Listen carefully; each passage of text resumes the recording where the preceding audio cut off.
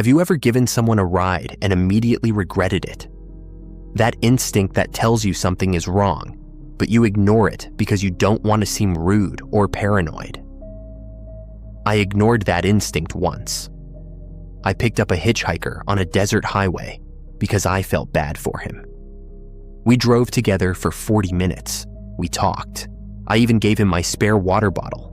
And the next day, I found out exactly who I'd been trapped in a car with. This is that story, and why I'll never pick up a stranger again.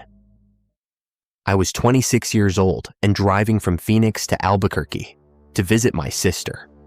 It was early July and absolutely brutal outside. The kind of heat that makes the highway shimmer and turns your car into an oven if you stop for more than 5 minutes. I'd left Phoenix around 4 in the afternoon, hoping to avoid the worst of it, but the sun was still merciless. I was about 90 miles outside of Phoenix when I saw him. A guy standing on the shoulder of the highway with his thumb out. He looked rough, unshaven, wearing jeans and a dark t-shirt that had visible sweat stains. He had a small backpack at his feet. I passed him at first. I'm not stupid. I know you don't pick up hitchhikers, especially on isolated highways in the middle of nowhere. But something made me look in my rearview mirror. Maybe it was guilt. Maybe it was the heat. I kept thinking about how hot it was and how this guy was just standing there in it. What if he'd been out there for hours? What if he had heat stroke? I'd feel terrible if something happened to him and I could have helped. So I slowed down and pulled over onto the shoulder. I told myself I'd just give him a ride to the next town. It was only about 30 miles away. Half an hour at most.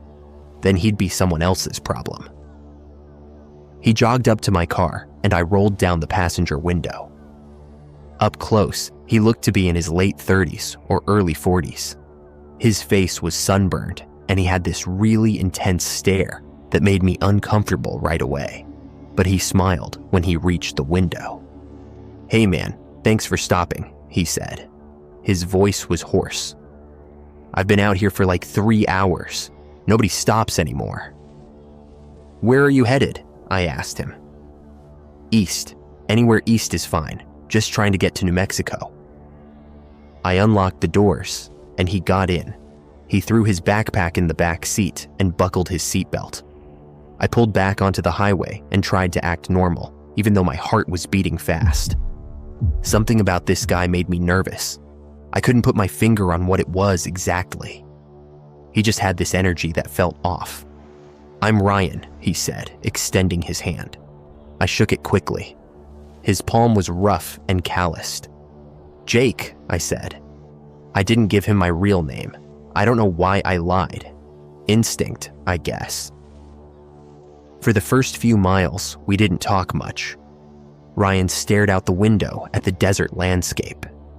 I kept my eyes on the road and tried to think of something to say that wouldn't be weird. The silence felt heavy. "You got any water?" he finally asked. I had a case of bottles in the back seat. I told him to help himself, and he grabbed 2, draining the first one in about 10 seconds. He thanked me and seemed to relax a little after that. I started to relax too. Maybe I'd been paranoid. The guy was just hot and thirsty. "So what brings you out here?" I asked, trying to make conversation. "Family stuff," he said, not elaborating. "Had to leave Phoenix kind of suddenly. You know how it is." I didn't know how it was, but I nodded anyway. I asked him a few more questions. Where was he from originally? Did he have family in New Mexico? Basic stuff. His answers were vague. He'd give me just enough information to be polite, but never any details. It started making me nervous again. We were about 20 miles from the next town when Ryan asked me about my car, what year it was, how many miles it had, whether I'd had any problems with it. I told him it was a 2016 Honda, and it ran great. He nodded and looked around the interior like he was inspecting it. "You keep it clean," he said. "That's good. Most people drive around in trash heaps." "Yeah, I try," I said. Then he asked me where I was headed. I'd been careful not to mention my sister or Albuquerque specifically, So I just said I was going east for work. Another lie.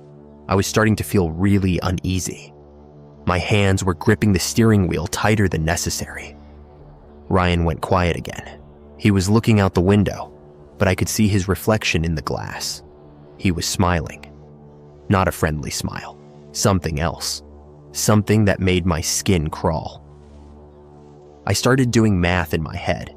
We were still at least 10 miles from the next town. At 75 miles per hour, that was about 8 more minutes. I could handle 8 minutes. I'd drop him off at a gas station or something, and then get back on the highway. This would all be over soon. "You seem nervous," Ryan said suddenly. I almost swerved. "What?" "You keep gripping the wheel real tight, and you're not really looking at me when we talk. Are you scared of me or something?" "No," I said, trying to sound casual. "I'm just focused on driving." He laughed. It wasn't a nice laugh. "It's cool, man. I get it.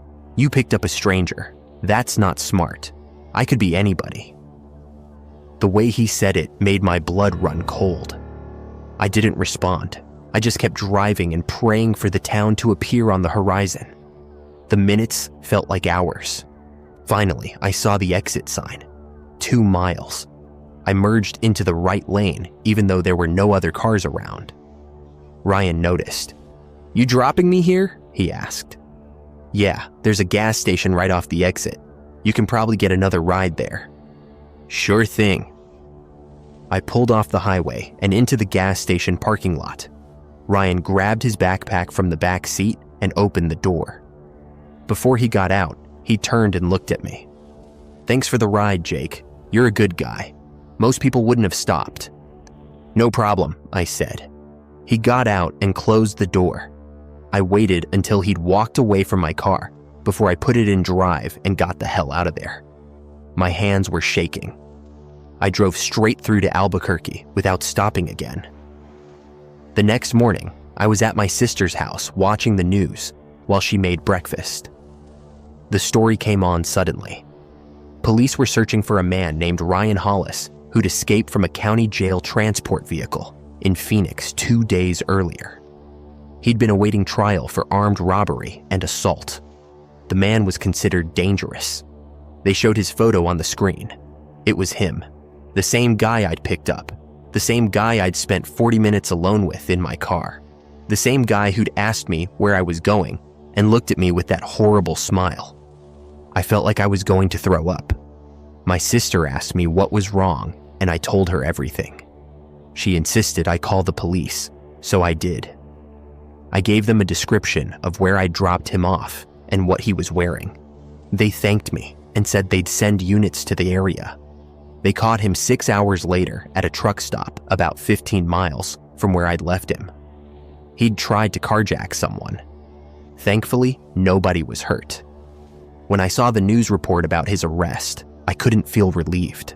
All I could think about was how lucky I'd been, how easily things could have gone differently. I never told the police that I'd lied about my name. I never told them how scared I'd been or how he'd made me feel. I just gave them the facts and tried to move on. But I think about that drive constantly. I think about his smile and the way he said, I could be anybody. He was right. He could have been anybody.